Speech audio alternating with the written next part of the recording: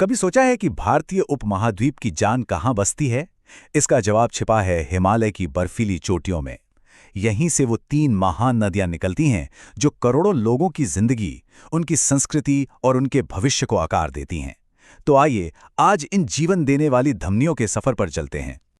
तो देखिए, हम अपनी ये पड़ताल शुरू करेंगे पश्चिम में सिंधु से, फिर आगे बढ़ेंगे गंगा के मैदानों की तरफ और इसे खत्म करेंगे पूरब में शक्तिशाली ब्रह्मपुत्र पर। हमारी कहानी की शुरुआत होती है हिमालय के ऊंचे ऊंचे पहाड़ों से।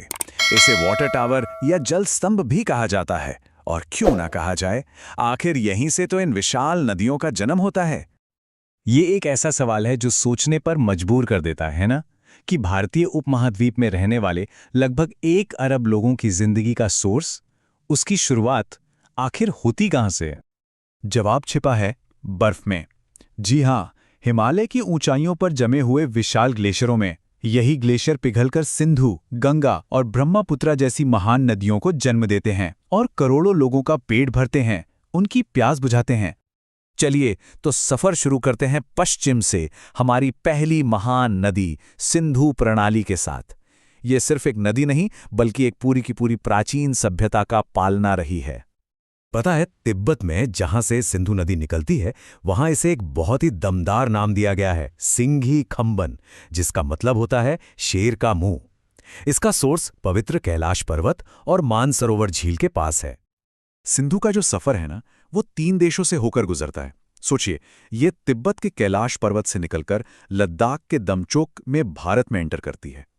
यहाँ ये लद्दाख और जास्कर की पहाड़ियों के बीच से अपना रास्ता बनाती है और फिर चिलास के पास पाकिस्तान में दाखिल होकर पूरे पाकिस्तान से बहती हुई अरब सागर में मिल जाती है।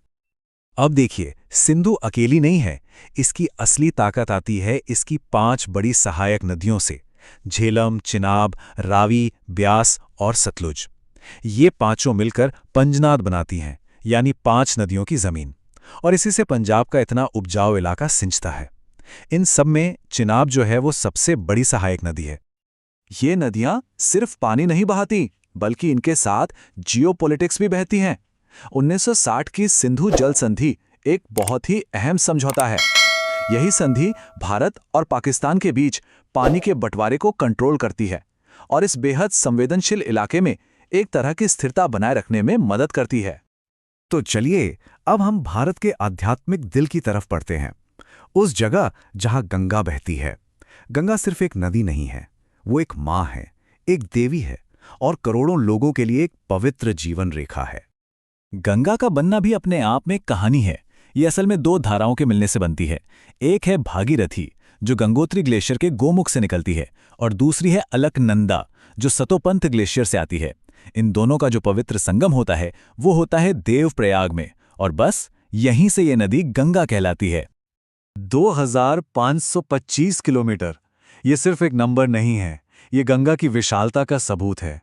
यही लंबाई इसे भारत की सबसे लंबी नदी बनाती है और करोड़ों लोगों की आस्था और जिंदगी का प्रतीक भी। अच्छा, तो गंगा बहती कहाँ कहाँ है?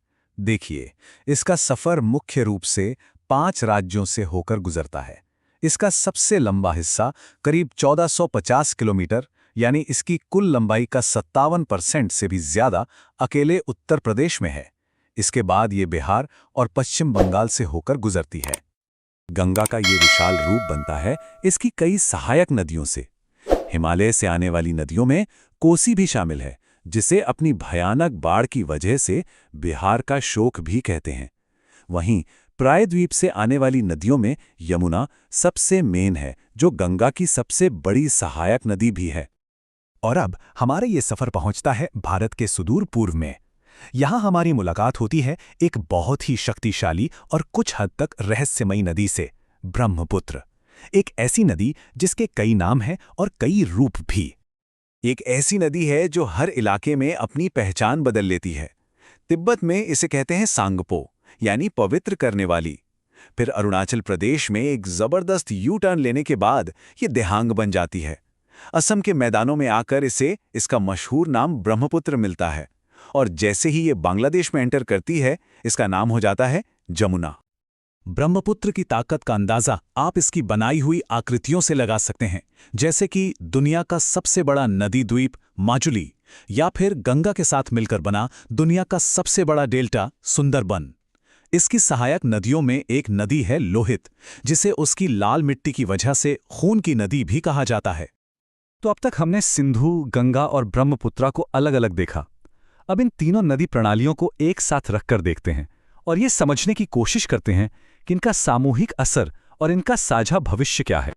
तो संक्षेप में कहें तो इन तीनों धमनियों की अपनी अपनी एक अलग पहचान है। सिंधु एक प्राचीन सभ्यता और जियोपॉलिटिक्स की धमनी है, गंगा करोड़ों लोगों के लिए कल्चरल और स्पिरिचुअल लाइफलाइन है, और ब्रह्मपुत्र कुदरत की एक ऐसी जबरदस्त अंतर्राष्ट्रीय शक्ति है जो पूरे लैंडस्केप को ही बदल देती है। ये बात बिल्कुल सच है कि जल ही जीवन है। ये नदियां सिर्फ पानी नहीं बहाती, ये तो दक्षिण एशिया की संस्कृति, उसकी अर्थव्यवस्था और उसकी आध्यात्मिकता को सींचती हैं, उन्हें जिंदा रखती हैं।